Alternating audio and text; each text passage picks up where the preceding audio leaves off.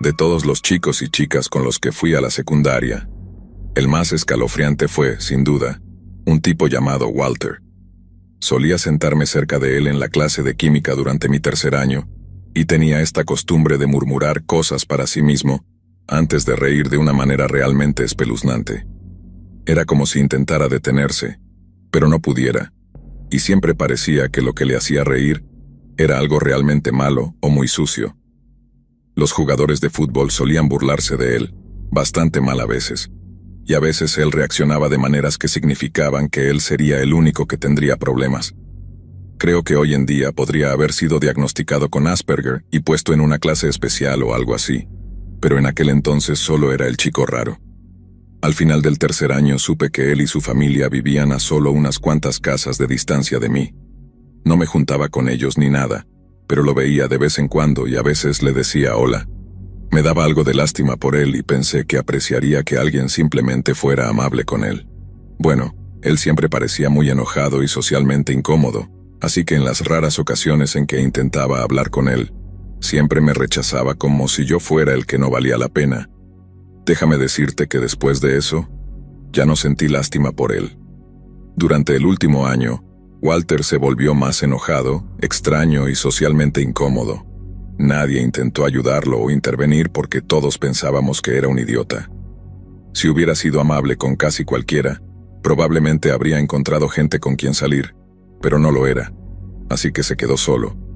Pero cuanto más tiempo permanecía solo, más raro se volvía. En retrospectiva era una bomba de tiempo y solo era cuestión de tiempo antes de que explotara. Y cuando lo hizo, fue realmente malo. Recuerdo que estaba empacando mi guitarra y unos libros de tablaturas con la intención de ir a ensayar con la banda, y cuando salí a la calle y miré a la derecha, vi un montón de coches de policía, ambulancias y camiones de bomberos estacionados por todas partes. Nunca había visto tantos vehículos de emergencia en un solo lugar en toda mi vida, así que supe de inmediato que algo malo estaba pasando. Quería saber qué estaba pasando, pero tampoco quería llegar tarde al ensayo de la banda, así que pensé que ya me enteraría más tarde por mis padres cuando volviera a casa. Enterarme fue una experiencia extraña porque no lo esperaba, pero también tenía todo el sentido del mundo, el tipo de cosa por la que te sientes estúpido por no haberlo visto venir. Por alguna razón, Will se había puesto un abrigo largo y una máscara de paintball. Luego recorrió el vecindario con una escopeta cargada disparando a la gente. Primero caminó solo unas puertas hacia abajo en dirección opuesta a la que vivía de nosotros. Luego subió al camino de entrada de alguien. Simplemente toca el timbre. Dispara a la persona que responde y luego entra para matar al otro vecino. Nuestro vecino directo escuchó los disparos y salió a la calle, solo para ver cómo este chico enmascarado apuntaba una escopeta hacia él y jala del gatillo. Por un milagro absoluto, el arma no disparó, así que él entró en pánico y corrió de regreso a su casa para recargar o agarrar otro arma o lo que sea. Pero para entonces, la policía ya había sido llamada. Rodearon su casa y en lugar de salir disparando, Walter decidió terminar con todo antes de tiempo. Luego supe que había estado muy activo en algún foro de internet, no estoy seguro si era Reddit o Tumblr o qué, pero ya había hablado mucho sobre hacer algún tipo de matanza antes de quitarse la vida. Los comentarios en sus publicaciones consistían principalmente en gente que no creía que lo haría, diciéndole que no tenía el valor. Escuché los pocos comentarios raros donde la gente le instaba a buscar ayuda o eran rechazados o trollados, y no se mostraba ni una sola muestra de compasión hacia él. Supongo que eso nos hace no diferentes de nosotros de alguna manera. Tampoco le mostramos mucha compasión. Deberíamos haber mirado más allá de los problemas mentales que tenía y haberle conseguido la ayuda que necesitaba, y con nosotros me refiero a la comunidad en su conjunto. Otro detalle horripilante es que la viuda de una de las dos personas que fueron asesinadas trabajaba con mi hermano. Él la vio recibir la llamada telefónica de la policía diciéndole que tanto su esposo como su hija habían sido asesinados en su propia casa. Sé que sueno como algún tipo de hippie sentimental con esta opinión, pero recordar a Walter y lo que hizo solo me pone triste, y por tonto que parezca, creo que en realidad me siento un poco culpable por ello. Intenté, pero no siento que lo haya intentado lo suficiente, nadie lo hizo, y porque todos permitimos que empeorara y empeorara, terminó matando a 2 personas inocentes que había conocido desde que me mudé a ese vecindario. 2 personas perdieron la vida, pero podría haber sido mucho, mucho peor, y aún así, todo el asunto siguió persiguiendo a nuestro vecindario durante años y años.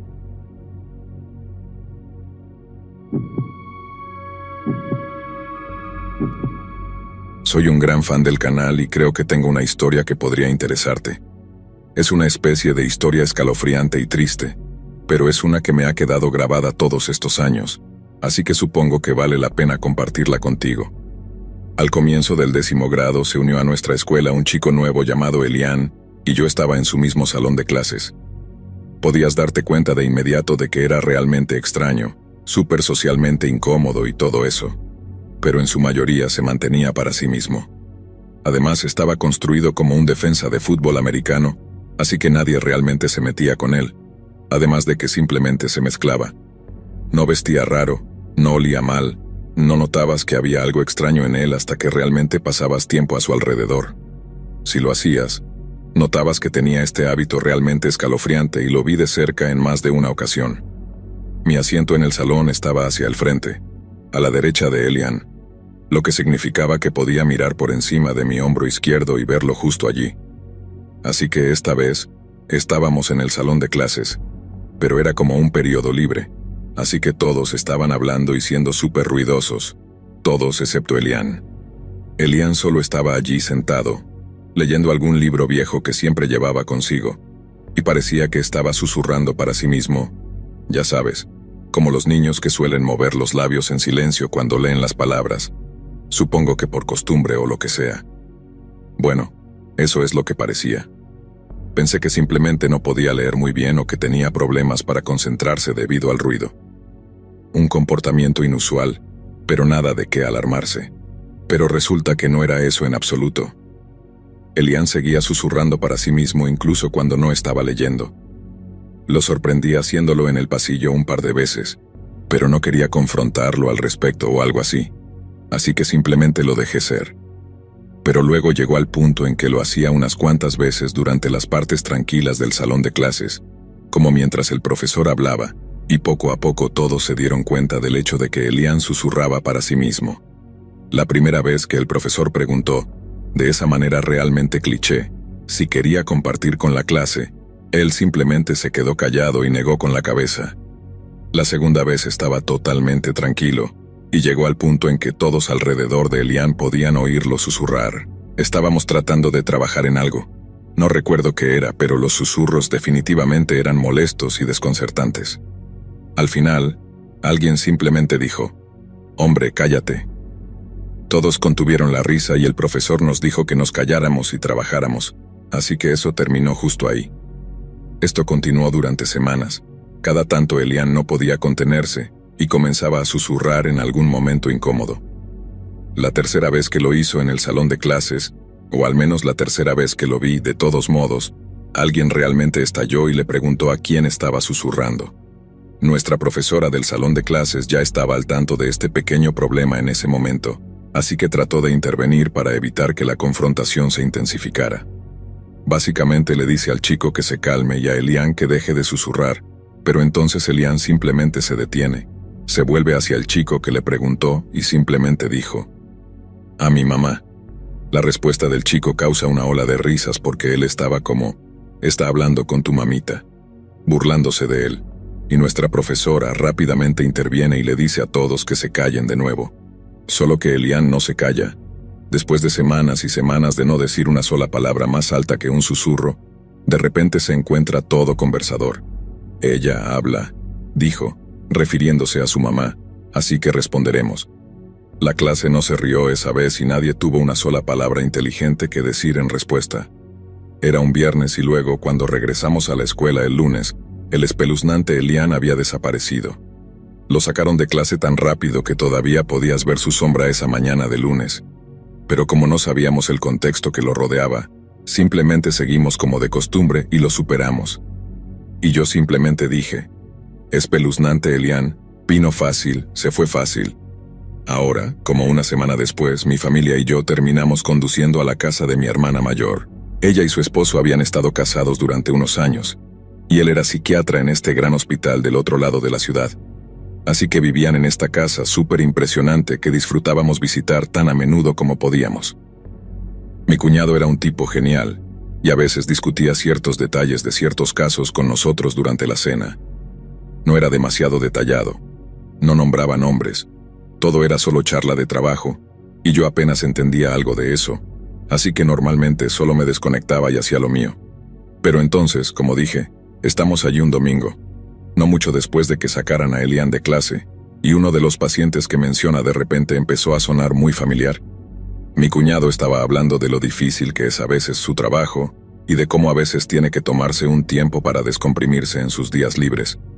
Creo que mi papá le preguntó qué era lo que tanto lo estresaba, ya que asumí que eran un montón de gente rica contándole sus problemas por grandes cantidades de dinero. Pero luego mi cuñado comienza a hablar sobre cómo son las historias de la gente joven, las que realmente pueden afectarlo. Todos estábamos escuchando atentamente mientras mi cuñado comenzaba a contar esta historia realmente triste sobre un chico que había sorprendido a su mamá quitándose la vida, no como que encontró su cuerpo o algo así. Él entró, y ella tenía el arma en la cabeza y se miraron a los ojos cuando ella apretó el gatillo, y eso arruinó al chico de por vida. Todos obviamente estábamos enganchados en la historia de mi cuñado, pero cuando mencionó que acababan de sacar al chico de la escuela debido a un grave retroceso en su progreso, mis oídos se pusieron alerta.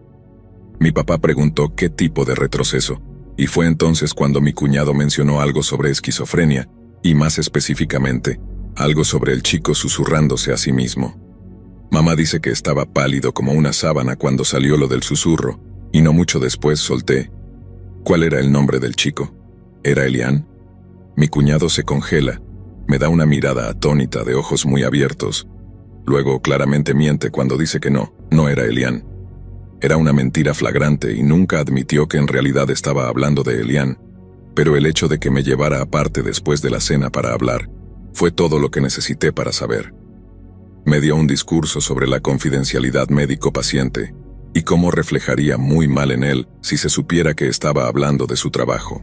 Prometí guardar silencio, pero la noticia sobre el chico se filtró de otras maneras.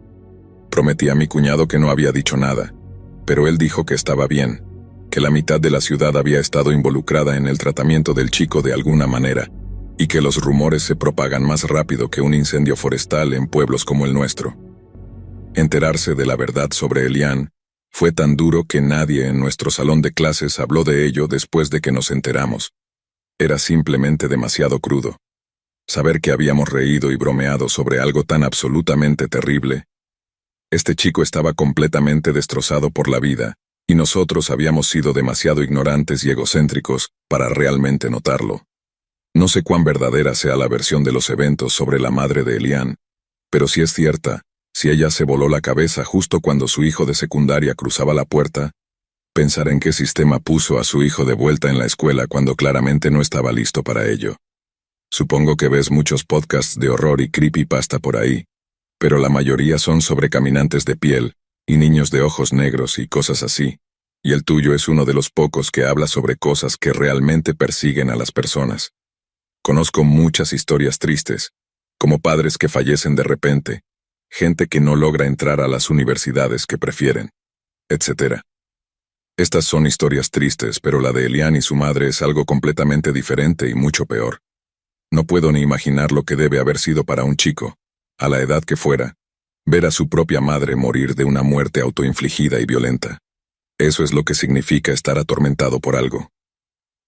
Elian hablaba con su madre como si pudiera ver su fantasma, y eso no es alguna historia tonta, eso era real. No creo que Elian realmente pudiera ver un fantasma, pero sí creo que ella todavía existía en su mente. Su cerebro debía estar haciendo eco de su voz alrededor de su cráneo, y hablarle de vuelta debía ayudar de alguna manera. Oh, si fuera yo, haría casi cualquier cosa por escuchar la voz de mi madre, incluso si eso me hiciera parecer loco. Para alguien como Elian, esos susurros no eran meros murmullos sin sentido. Eran su forma de mantener una conexión, quizás su única conexión con un pasado y una persona que había marcado profundamente su vida y su psique. En momentos así, cuando las heridas son tanto invisibles como profundas, Los comportamientos que para el resto pueden parecer extraños o perturbadores, para la persona afectada son un salvavidas, una manera de no desmoronarse completamente. Para nosotros, desde fuera, es fácil juzgar o reír por la incomodidad que nos produce lo desconocido o lo que no comprendemos. Sin embargo, la historia de Elian nos recuerda la importancia de la empatía y la comprensión, especialmente hacia aquellos cuyas experiencias de vida son abrumadoramente dolorosas y complicadas. Este chico no estaba simplemente hablando solo, estaba en un diálogo continuo con su última conexión afectiva, su madre, en un intento de mantener algo de normalidad en su mundo roto. Como comunidad y sociedad, tenemos el deber de ser más observadores, más cuidadosos en cómo tratamos a los demás, especialmente a aquellos que claramente están luchando. Es fundamental promover un entorno en el que las personas puedan buscar y recibir ayuda sin estigma ni vergüenza. La historia de Elian es un llamado poderoso a la acción para todos nosotros, una recordación de que detrás de cada comportamiento que no entendemos completamente hay una historia, a menudo cargada de dolor. El aprendizaje aquí es enorme y multidimensional. Nos enseña sobre la fragilidad de la mente humana, la necesidad de apoyo en la salud mental, y el impacto profundo que pueden tener eventos traumáticos en la vida de una persona. También nos recuerda la importancia del trato humano y la necesidad de acercarnos a los demás con un corazón abierto y una mente dispuesta a entender, en lugar de juzgar. Finalmente, historias como la de Elian nos muestran que las cicatrices emocionales pueden manifestarse de maneras que, aunque a menudo son visibles, raramente son comprendidas en su totalidad por quienes las observan desde afuera.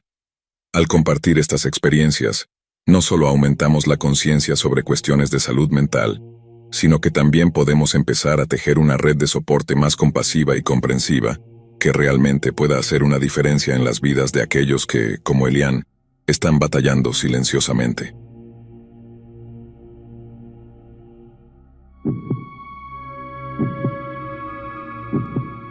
Fui a la escuela secundaria Canton en Michigan y me gradué en 2009.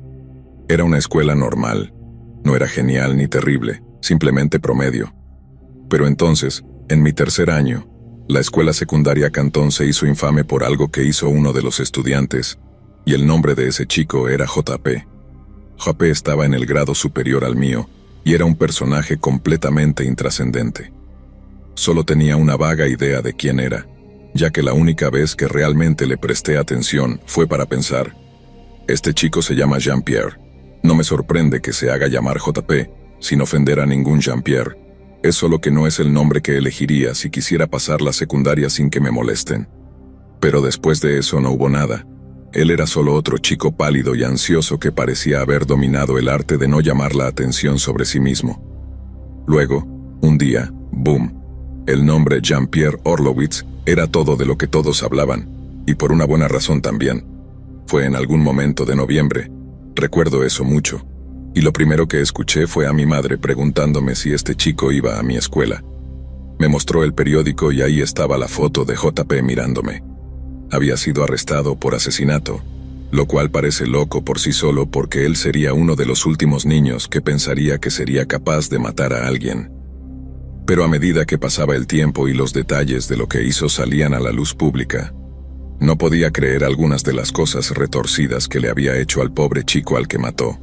Así que JP y su amigo escucharon sobre algún chico aleatorio que había heredado $40,000 de un abuelo muerto o algo así, y le dijeron a este hombre mayor, Danny Sorensen, que se uniera a su plan para robarlo. Según JP, los tres se habían reunido para llevar a cabo un plan de secuestro y robo cuando JP cambió de opinión y decidió retirarse, y entonces Danny pierde los estribos. Comienza a gritar y apunta su pistola hacia él, por lo que en defensa propia, JP apuñala a Danny por la espalda. Apuñalado por la espalda y en defensa propia, parece algo sospechoso, ¿verdad? Bueno, si piensas eso, tienes razón porque eso no fue lo que sucedió en absoluto. Según el otro chico involucrado, cuyo nombre olvido, JP no tenía la intención de robar el dinero de la herencia del chico aleatorio en absoluto. Y todo eso era solo un truco para que Danny Sorensen se encontrara con ellos en algún lugar aislado. Danny no tenía su pistola fuera. No estaba amenazando a JP. Literalmente solo apareció para un robo y fue apuñalado por la espalda. JP siempre tuvo la intención de matar a este chico, y todo porque simplemente no le gustaba. También había rumores de que JP le debía a Danny un montón de dinero y, como no quería pagarlo, pensó que simplemente lo mataría. No sé si eso es cierto o no, pero realmente no importa. De cualquier manera, decidió que la solución era cometer un asesinato, lo cual es todo tipo de locura para mí. No creo que el amigo de JP realmente supiera qué iba a pasar hasta la noche del asesinato, porque tanto él como JP dijeron que el chico simplemente se quedó atrás. Observó y no hizo nada mientras él comenzaba a apuñalar a Danny Sorensen.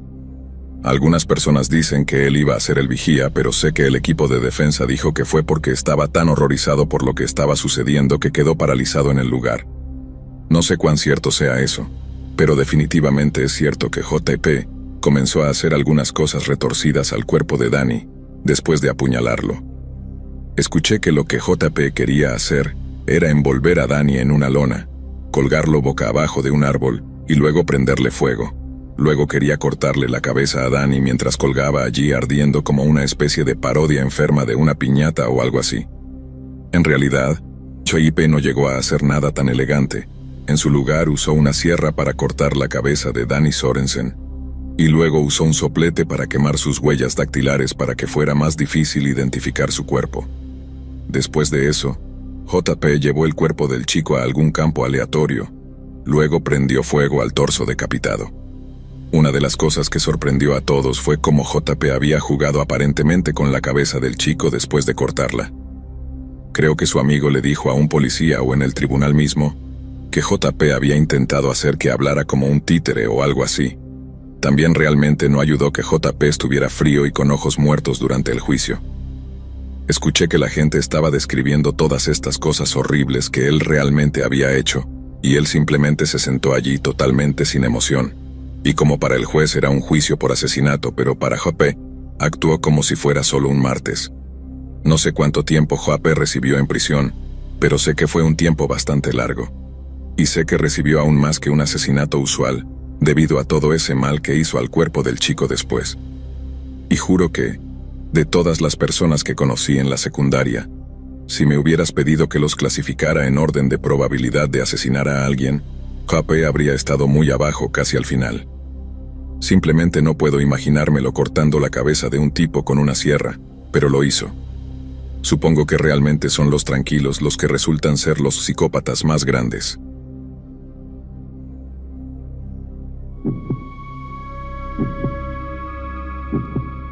Fui a una escuela pequeña a 12 kilómetros en un suburbio muy afluente de Chicago, quizás con un máximo de 200 estudiantes.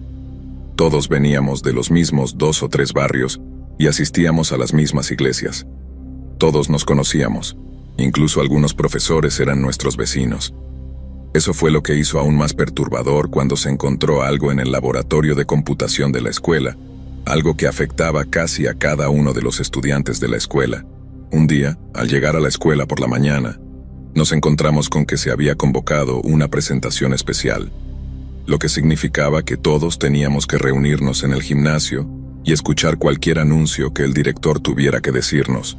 Usualmente era algo completamente inconsecuente que fácilmente podría haber sido anunciado por nuestros profesores de aula, pero ¿qué sería la secundaria sin una serie de inconvenientes menores? De todos modos, nos dirigimos al gimnasio. Nos sentamos en las gradas y luego nos quedamos murmurando entre nosotros, exhaustos, esperando a que llegara el director para que terminara con esto. Finalmente, aparece y se disculpa por la tardanza al entrar por la puerta, seguido de cerca por un policía de aspecto mayor. Una ola de igual curiosidad y temor inundó el gimnasio, ya que la presencia del policía probablemente significaba que se iba a hacer un anuncio importante. Todos estábamos pendientes de cada palabra del director cuando dijo que el oficial había venido a hablarnos sobre algo que se había encontrado en el laboratorio de computación. El policía tomó la palabra y nos dijo que la escuela lo había alertado sobre algo muy ilegal y muy inquietante, que un estudiante o profesor había dejado atrás. No dieron detalles específicos sobre qué era, pero la curiosidad se inflamó con el uso del término leyes de obscenidad, y como violarlas era un delito arrestable. No sé ustedes, pero definitivamente yo no sabía qué eran las leyes de obscenidad en el 11º grado, pero nuestra curiosidad nos llevó a buscarlas tan pronto como pudimos, porque básicamente no teníamos idea de lo que el policía había dicho, aparte de que alguien estaba en serios problemas. Por lo que pudimos entender, las leyes de obscenidad involucraban principalmente cosas lascivas, pero los textos legales que desglosaban las leyes estaban salpicados de palabras como anormal, insalubre, degradante, vergonzoso o interés mórbido. Algo lascivo, pero también algo un poco perturbador. Eso ya era escalofriante por sí solo. No saber exactamente qué se había encontrado, pero saber que involucraba algo bastante asqueroso, y también saber que quien fuera responsable de eso estaba caminando entre nosotros en la escuela. Esto fue antes incluso de que supiéramos qué se había encontrado, y toda la escuela lo sentía así. Había un ambiente realmente espeluznante y nervioso en la escuela por un tiempo. Durante la semana siguiente, el director y el subdirector se dedicaron a interrogar a cada estudiante de la escuela, y que yo sepa, a todos nos dieron el mismo discurso. Si estábamos involucrados de alguna manera, y conocíamos al dueño de lo que se había encontrado en el laboratorio, necesitábamos ser honestos porque la verdad saldría a la luz eventualmente. Era un farol total, no sabían nada y con el tiempo, los detalles del incidente se filtraron entre los estudiantes. El objeto ofensivo había sido una memoria USB que contenía cosas muy malas. Había una cámara de seguridad en el laboratorio de computación, pero la memoria USB había sido encontrada en el suelo, en medio de la sala, por lo que la calidad y posición de la cámara hacían imposible determinar a quién realmente pertenecía a la memoria USB. Se decía que el profesor de informática había hecho todo lo posible por rastrear la información de la memoria USB. Supongo que para averiguar de dónde había venido, pero de nuevo, sin suerte. Toda la investigación básicamente llegó a un abrupto final, y tuvimos que seguir viviendo y estudiando con el conocimiento de que alguien había hecho algo muy perturbado relacionado con las computadoras. Tomó quizás un mes para que la verdad realmente saliera a la luz, y aunque al principio no lo creí, a medida que los rumores se hacían más y más fuertes, la falta de negativa por parte de las autoridades escolares hablaba por sí sola. Literalmente estaba esperando esa asamblea especial para desmentir todos los rumores, como mínimo, pero no sucedió. Los rumores crecían y nuestros profesores no podían o no querían negarlos, lo que en mi mente significa que eran precisos y, a su vez, encontré eso nada corto de horripilante, por decirlo de manera sensible. Los rumores obviamente involucraban lo que estaba en la memoria USB que se había encontrado. Durante semanas asumimos que eran imágenes de algún tipo, pero cuando escuché que en realidad era literatura escrita la que había sido tan obscena y ofensiva, me confundió. Si era solo escritura, ¿qué podría haber sido tan malo? No tardé mucho en descubrir. Alguien había escrito un montón de, llamémoslo fanfiction, que era el eufemismo que circulaba por nuestra escuela, y para ser honesto, no sabía a qué se refería el término. Pero cuando descubrí los detalles me di cuenta de que era cualquier cosa menos fanfiction. Alguien había escrito historias involucrando casi a todos en la escuela, casi como si estuvieran marcando sistemáticamente a la gente a medida que avanzaban. Mientras que la inclusión de personas reales no era la parte perturbadora, lo que el autor había escrito sobre lo que hacían sí lo era, profundamente inquietante. Por lo que escuché, el contenido de esa unidad flash era algunas de las literaturas más violentas y visceralmente perturbadoras que puedas imaginar, y quien quiera que la hubiera leído, obviamente no pudo guardarlo para sí mismo. De ahí que los rumores nos llegaran como una luz a través del rumor. Rumores precisos también, por lo que parece. El escritor tenía a los estudiantes haciendo cosas el uno al otro, cosas horribles y terribles. Profesores también, en algunas partes. Todo el asunto fue un problema mayor que cuando uno de los estudiantes de primer año fue atrapado con una película japonesa súper violenta, y sé que eso fue malo. Así que lo que fuera que estuviera en la memoria USB, debía haber sido mucho peor como para traer a la policía. Supongo que fue porque el director pensó que quienquiera que escribiera esas cosas, en realidad estaba pensando en algún tipo de violencia real en algún momento, y que identificarlo podría prevenir un incidente futuro o algo así. Pero nunca fueron identificados, así que todo el asunto simplemente murió después de un tiempo, oficialmente hablando. Murió, pero los estudiantes nunca lo olvidaron. Han pasado casi 20 años desde que me gradué de la secundaria, y las historias sobre las unidades flash aún corren desenfrenadas alrededor de mi alma mater.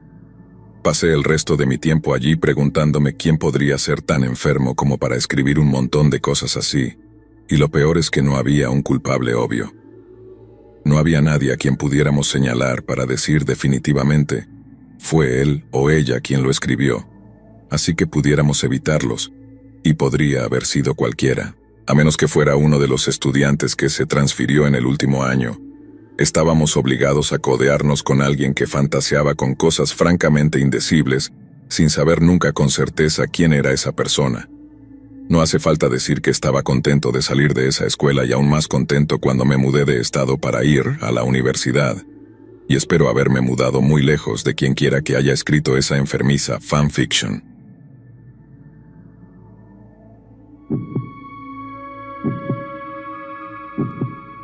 Gao Ting nació en marzo de 1989 en la provincia de Shandong, en el norte de China.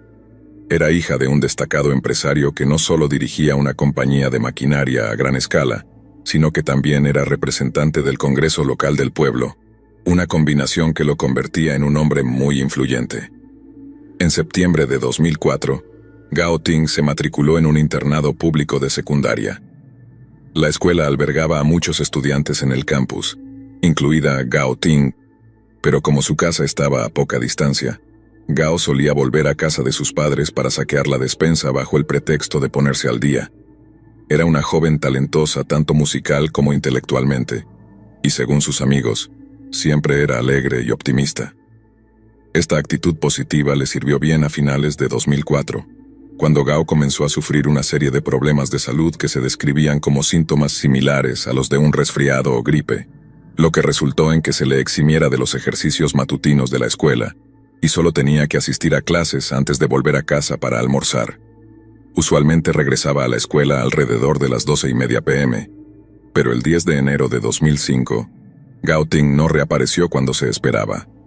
A las 9:40 p.m., Gao Ting aún no había reaparecido después de dejar la escuela y tampoco parecía estar en casa. Aquí ocurrió un grado de mala comunicación, ya que tanto la escuela de Gao como sus padres parecían asumir que ella estaba al cuidado de la otra parte. Al día siguiente, el padre de Gao asumió que su hija había reaparecido en la escuela, pero después de hablar con sus compañeros de clase y profesores, se hizo cada vez más claro que había desaparecido. Los padres, cada vez más preocupados de Gao, comenzaron a buscar en sus pertenencias personales, pero la única pista de su paradero fue un número de teléfono y una dirección de un restaurante en la ciudad cercana de Cebu. El dueño del negocio tenía un hijo que compartía clase con Gao Ting, pero los dos no eran amigos, y no había ninguna razón aparente por la que ella pudiera visitar el restaurante. No fue hasta el 14 de enero que los padres de Gao finalmente aceptaron que su hija estaba en grave peligro, y su padre llamó a la policía local para presentar una denuncia por persona desaparecida. En el momento de su desaparición, se decía que Gao llevaba una chaqueta amarilla, jeans casuales blancos y zapatillas marrones. También llevaba copias de 2 libros de texto universitarios de inglés distintos, junto con una cartera de cuero azul y 3 llaves.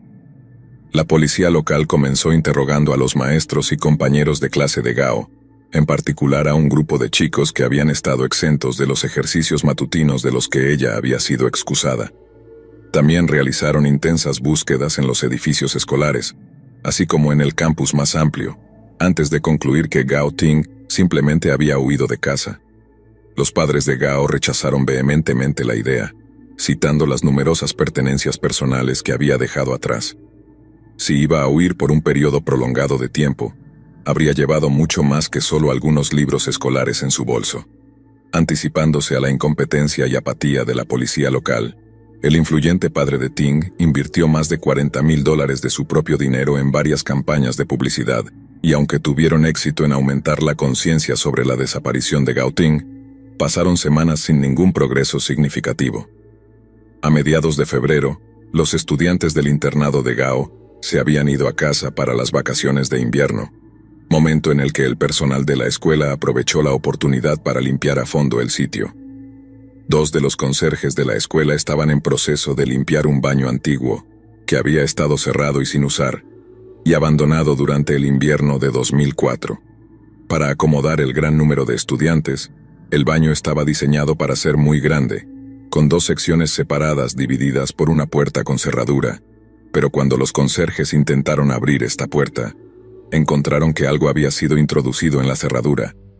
Se vieron obligados a regresar con una llave inglesa y alicates para forzar la cerradura, y después de un considerable esfuerzo, finalmente pudieron acceder a la segunda área del baño, y cuando lo hicieron, fueron recibidos por un olor nauseabundo y una escena de horror absoluto. Tendida boca arriba en el suelo, parcialmente descompuesta, estaba el cuerpo de la niña desaparecida de 15 años, Gao Ting. Su torso había sido parcialmente cubierto por una bolsa de plástico blanca, y su asesino parecía haber colocado su cuerpo sobre una chaqueta roja inflada. Estas no eran las mismas ropas que Gao Ting había estado usando el día de su desaparición, y aunque sus otras pertenencias habían sido esparcidas alrededor de su cuerpo, su cartera de cuero azul nunca fue recuperada. Se descubrió sangre y cabello perteneciente a Gao Ting en otra parte del piso de baldosas, indicando algún tipo de lucha violenta, o que su cuerpo había sido arrastrado por el suelo después de su muerte. Después de otra búsqueda intensiva de los edificios escolares con un enfoque particular en los dormitorios, se encontraron pequeñas cantidades de sangre salpicadas en una pared en uno de los dormitorios de los chicos. Alguien había intentado ocultar estas manchas de sangre posicionando una litera frente a ellas, y si no hubiera sido por un trabajador de mantenimiento que reconoció la extraña posición, la sangre podría nunca haber sido descubierta. Una autopsia estableció el momento de la muerte de Gao Ting como siendo en la tarde del 10 de enero, el mismo día en que desapareció, y la causa de la muerte parecía ser asfixia. El asesino de Gao Ting aparentemente había usado su propia bufanda como arma homicida y había dejado 3 huellas digitales distintas en su mejilla en el proceso. Estas huellas no aparecían en ninguna base de datos de la policía china, y dado que nadie con condenas penales estaba empleado en la escuela, las fuerzas del orden dedujeron que el asesino debía ser otro estudiante. Gao Ting tenía 4 heridas separadas en la cabeza, algunas de las cuales indicaban trauma contundente, mientras que otras sugerían que habían resultado de una caída. La policía también notó que Gao Ting había sufrido docenas de pequeños cortes en sus extremidades y torso, cortes que parecían haber sido infligidos después de la muerte. También había un gran corte vertical de 17 centímetros desde el medio de sus pechos hasta su ombligo, como si su asesino hubiera dudado en desmembrarla, y tristemente había indicios bastante obvios de que Gao Ting había sido violada después de su muerte. Con estos detalles en mente, la policía comenzó a interrogar a 4 estudiantes varones que habían faltado a los ejercicios matutinos el día de la desaparición de Gao Ting. Estos estudiantes, que fueron interrogados intensivamente tanto por oficiales de policía como por funcionarios escolares, incluían a Song Wen-se, quien había dormido en la cama más cercana a las manchas de sangre ocultas. Song afirmó que la cama había sido movida durante una reunión de padres y maestros que había ocurrido durante las vacaciones de invierno, e insistió en que no tenía idea de que la mancha de sangre estaba allí. Esto fue corroborado más tarde, después del retorno de los resultados del análisis de ADN, que demostraron de manera concluyente que la sangre no pertenecía ni a Gao Ting ni a Song Wen-se. Este fue un desarrollo frustrante, pero la policía se vio obligada a buscar en otro lugar al asesino de Gao. La policía luego se volvió hacia Yang Shangling, y durante su ronda de interrogatorios, él les dijo a los policías que la razón por la cual no participaba en los ejercicios matutinos era debido a una congelación en sus pies. En cambio, había estado doblando sábanas en el dormitorio cuando, alrededor de las 6:20 a.m., de repente escuchó gritos provenientes de algún lugar cercano. Los 4 acusados entonces se reunieron apresuradamente para descubrir la fuente de los gritos. Cada uno afirmaba haber visto a 2 hombres de pie cerca del baño abandonado, donde se encontró el cuerpo de Gao Ting. Yang afirmó que intentó hablar con los hombres, pero se marcharon apresuradamente. Más tarde describió a uno como alto y al otro como bajo, pero como estaban en un corredor mal iluminado, no pudo ver exactamente quiénes eran. Li Debing explicó su ausencia de los ejercicios matutinos, alegando que tenía un dolor de estómago, pero confirmó que Wang y Yang estaban en los dormitorios en el momento del asesinato de Gao. Sin embargo, Li afirmó que no había escuchado ningún grito como el que Yang y Wang habían descrito, e insistió en que los chicos debían haberse equivocado. Al menos el testimonio de Lee fue posteriormente omitido de los informes, ya que su testimonio aparentemente mundano no proporcionó ninguna información nueva. Algún tiempo después, la policía anunció que, basándose en los testimonios de dos de los estudiantes, un hombre llamado Chang Xiaohui estaba siendo considerado su principal sospechoso. Chang había nacido el 28 de mayo de 1989 y acababa de entrar en la escuela secundaria ese año. Había despertado sospechas inicialmente cuando le dijo a la policía que no tenía idea de que Gao Ting estuviera desaparecida, algo que no coincidía con el hecho de que su desaparición era el tema de conversación de la escuela. Los 4 chicos también nombraron a Chang como el 5º estudiante varón que había estado merodeando por los dormitorios ese día, y combinado con la inconsistencia, la policía consideró oportuno llevarlo a interrogatorio. Después de un interrogatorio que duró 30 horas consecutivas, Chang Xiaohui confesó el brutal asesinato y mutilación de Gao Ting. Sin embargo, no todo era como parecía. Se dijo que Chang había sido brutalmente torturado durante su tiempo en custodia, y él afirmó que apenas podía sostenerse de pie durante una visita después de su supuesta confesión. Abogados de derechos humanos han afirmado que en un incidente, la policía le preguntó qué color de ropa llevaba Gao Ting, y cada vez que él daba el color incorrecto, le abofeteaban la cara con sus propios zapatos hasta que adivinaba a ciegas el color correcto de la ropa. Después de eso, fue obligado a firmar una declaración que lo incriminaba. Según los seguidores, la mañana del 10 de enero de 2005, Chang se despertó antes del amanecer y comenzó a leer un libro de cuentos cortos de terror. Las espeluznantes historias luego supuestamente lo inspiraron a cometer su propio crimen macabro, y después de salir a los pasillos del dormitorio en busca de una víctima, encontró a Gao Ting. Después de sostener una pequeña navaja en la garganta de la chica, Chang aparentemente la arrastró al baño de hombres y la sostuvo en el suelo. Cuando Gao comenzó a gritar pidiendo ayuda, él le envolvió la bufanda alrededor del cuello, estrangulándola antes de que comenzara la mutilación en serio. Una vez que había salido de su neblina de sed de sangre, Chang luego escondió el cuerpo en la esquina del baño abandonado antes de enlistar la ayuda de Wang Pangming y sellar el baño. Cuando terminaron, los dos rápidamente reanudaron sus estudios matutinos como si nada hubiera pasado. Pero según la policía, Chang no había terminado con esta víctima. Afirmaron que regresó en varias ocasiones para jugar con el cadáver sin vida de Gao Ting. El juicio de Chang se llevó a cabo el 6 de marzo de 2006, pero fue cerrado al público debido a que él era menor de edad. A pesar de la falta completa de evidencia física, Chang fue encontrado culpable y solo recibió una sentencia de cadena perpetua, en lugar de la pena de muerte debido a su corta edad. Pasó hasta 2011 para que Chang hablara sobre la tortura que había sufrido y comenzó a proclamar su inocencia a quien quisiera escucharlo. Presentó una apelación, pero fue denegada, y se vio obligado a recurrir a su familia, quienes a su vez encontraron 2 abogados que aceptaron tomar el caso. Los 2 abogados lograron convencer al tribunal de celebrar una audiencia, y en 2017, la Corte Suprema de China revisó el caso. Encontraron que no se había extraído material forense que implicara a Chang, y parecieron reconocer y aceptar su afirmación de haber sido torturado para confesar. Finalmente, el 16 de noviembre de 2017, la Corte Suprema de China ordenó un nuevo juicio. El Tribunal Intermedio Popular de la ciudad de Cebu finalmente celebró el nuevo juicio 2 años después, y el tribunal se sorprendió al escuchar que el fiscal del estado recomendaba personalmente que Chang fuera absuelto. Su familia y amigos finalmente pudieron celebrar en enero de 2020, cuando el tribunal determinó que su confesión había sido coaccionada y fue finalmente absuelto formalmente.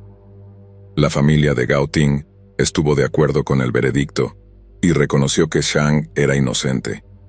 En enero de 2021, Chang fue compensado con 3.320 millones de yuanes. 12 miembros diferentes de las autoridades chinas, desde policías hasta fiscales, fueron responsabilizados y castigados por sus errores.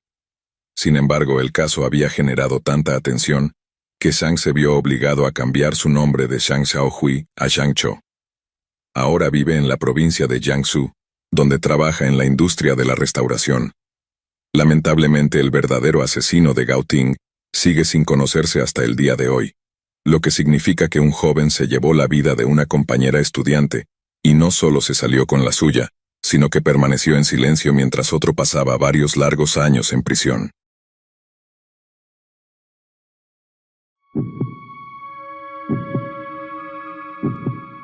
En 2013, Patrick Lee Mullins, de 52 años, vivía una vida tranquila y satisfecha en el condado de Manatee, Florida. Él y su esposa Jill esperaban celebrar su aniversario número 30 de boda, y eran los orgullosos padres de un veterano de combate del ejército y un estudiante de ingeniería civil. Los hombres de la familia eran cercanos y a menudo pasaban tiempo arreglando vehículos todoterreno y llevándolos a dar vueltas de prueba. Sin embargo, la verdadera pasión de Patrick en la vida era su trabajo. Para Patrick, ser bibliotecario no era tanto una carrera como una vocación, y disfrutaba de la oportunidad de alentar a estudiantes de todas las edades a enriquecerse con la palabra escrita. Era muy exitoso en sus empeños, ya que con su sentido del humor seco y carisma de tío genial, Patrick era popular tanto entre profesores como estudiantes. Pero Patrick tenía otra pasión: la navegación. Habiendo crecido en la isla Ana María de Florida, la navegación y la pesca corrían profundamente en las venas de Patrick, y a menudo pasaba tiempo arreglando viejos motores de botes Evinrude cuando no estaba trabajando en sus vehículos todoterreno. Patrick poseía un bote tipo skiff Stumpknocker de 5 metros, que regularmente llevaba al río Braden para probar los motores que había estado ajustando. El 27 de enero de 2013, navegó su bote para un paseo vespertino. La esposa de Patrick no pensó nada inusual cuando regresó a una casa vacía después de visitar a la familia, pero a medida que avanzaba la tarde y su esposo no reaparecía, comenzó a preocuparse y llamó a sus hijos.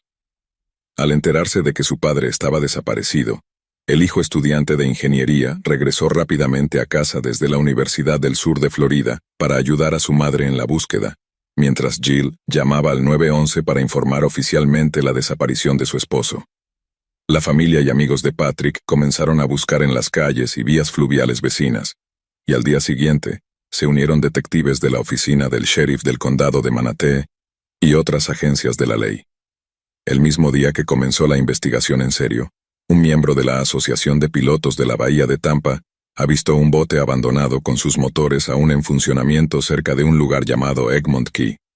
El capitán del bote informó del bote a la deriva alrededor de las 10 a.m., y poco después se confirmó que pertenecía al querido bibliotecario de secundaria.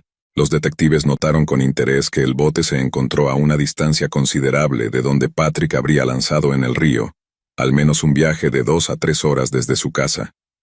Si simplemente estaba probando el motor, como solía hacer, no había razón para que navegara tan lejos, por lo que la policía tuvo que concluir que lo que hizo que Patrick desapareciera había ocurrido mucho más cerca de casa, y que las corrientes llevaron el bote río abajo.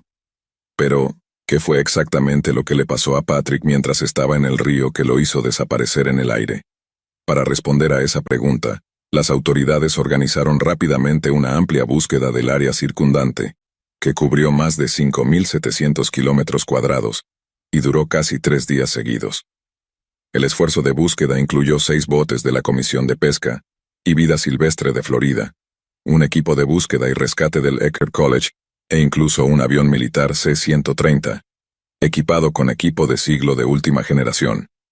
Fue uno de los esfuerzos de búsqueda más impresionantes en la historia de Florida, pero tristemente, uno que tuvo que ser cancelado justo una semana después de que Patrick desapareciera.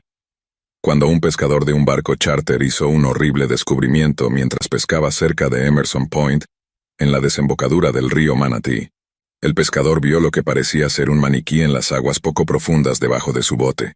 Sin embargo, cuando las aguas se calmaron un poco, y el pescador pudo ver mejor, retrocedió horrorizado. Lo que había estado mirando no era un simple maniquí, era el cuerpo de Patrick Lee Mullins. Al recibir la noticia de que se había encontrado su cuerpo, los seres queridos de Patrick estaban comprensiblemente desconsolados, pero aún había un consenso abrumador entre familiares, amigos, y la ley de que lo ocurrido había sido nada más que un trágico y prematuro accidente. Esto solo hizo que fuera aún más aterrador cuando el informe del forense dejó en claro que la muerte de Patrick no había sido un mero accidente. La causa de la muerte había sido un único disparo de escopeta en la cabeza, y un ancla de 12 kilos había sido atada a sus piernas. Naturalmente, los seres queridos de Patrick estaban devastados, ya que las circunstancias de su muerte sugerían que había habido juego sucio. Por lo tanto, cuando la oficina del sheriff del condado de Manatee regresó con un veredicto de que se había quitado la vida, hubo una protesta de indignación por parte de la familia y amigos de Patrick. Según ellos, Patrick no tenía antecedentes de depresión y no poseía una escopeta. También señalaron que no se encontraron sangre, materia cerebral, trozos de cráneo ni fluidos corporales en el bote de Patrick, lo que significa que había sido secuestrado, llevado a otro lugar y luego ejecutado antes de ser arrojado. Parece una conclusión obvia, y hacía que las refutaciones de las fuerzas del orden sonaran aún más descabelladas. Según la policía, Patrick se había envuelto en la cuerda unida al ancla, se había perchado en el borde de la embarcación, y luego se había disparado desde el trabajo con una escopeta inclinada hacia arriba. No se molestaron en tratar de explicar cómo habría podido alcanzar el gatillo, ni pudieron explicar el hecho de que no se encontró ni una pizca de evidencia forense en el bote. Además, la falta de quemaduras de pólvora cerca de la herida de entrada indicaría que Patrick había sido disparado desde algunos metros de distancia, lo cual efectivamente descartaba la posibilidad de que se hubiera quitado la vida por sí mismo. Eventualmente, el médico que inicialmente había determinado que la muerte de Patrick había sido un suicidio, cambió completamente su decisión y admitió que nunca había visto una herida de bala autoinfligida antes. También surgió que la única razón por la que la policía se negaba a considerar la posibilidad de asesinato era que Patrick, según ellos, no encajaba en el perfil de una víctima de asesinato. Con la conclusión de que Patrick había sido asesinado casi confirmada, amigos y familiares comenzaron a especular sobre la identidad de su asesino. Se sugirió que Patrick podría haberse encontrado con un grupo de narcotraficantes armados mientras navegaba y había sido testigo involuntario de algo que no querían que viera. Teniendo en cuenta lo amigable que era Patrick, muchos sugirieron que podría haberse acercado al bote de alguien creyendo que necesitaban ayuda, solo para encontrarse con algo muy inesperado y muy ilegal. Dada la cantidad de dinero involucrada en el tráfico de drogas internacional, es completamente factible que un traficante pudiera haber ordenado la ejecución de Patrick para asegurar su envío de varios millones de dólares. Curiosamente, también hubo indicios de que un amigo cercano de la familia podría haber estado involucrado de alguna manera en la muerte de Patrick. Damon Crestwood, cuya coartada para esa noche cambió en más de una ocasión, y en marcado contraste con otros familiares y amigos de Patrick, parecía inusualmente reacio a hablar con las autoridades. Esto naturalmente lo convirtió en una persona de interés en el caso, pero antes de que Crestwood pudiera aclarar lo que sabía, murió de una sobredosis de metanfetamina cristalina en abril de 2017. La investigación también se vio obstaculizada por la incompetencia crónica y la falta de experiencia. El detective principal del caso nunca había conducido una investigación de asesinato antes del caso de Patrick, y hubo acusaciones de que varias piezas de evidencia habían sido manejadas de manera deficiente. A pesar de las vehementes protestas de los amigos y familiares de Patrick, la teoría predominante entre las fuerzas del orden seguía siendo que Patrick se había quitado la vida. Sin embargo, Jill no había perdido la esperanza de que el asesinato de su esposo algún día se resolviera. Hasta el año 2020, Jill todavía recorría los terrenos de la feria en la feria anual del condado de Manatee, con la esperanza de obtener nueva información sobre la muerte de su esposo. Ese mismo año, Jill y su abogado finalmente lograron que el Departamento de Aplicación de la Ley de Florida reclasificara oficialmente la muerte de su esposo como un homicidio, en lugar de la etiqueta indeterminada que había mantenido durante años.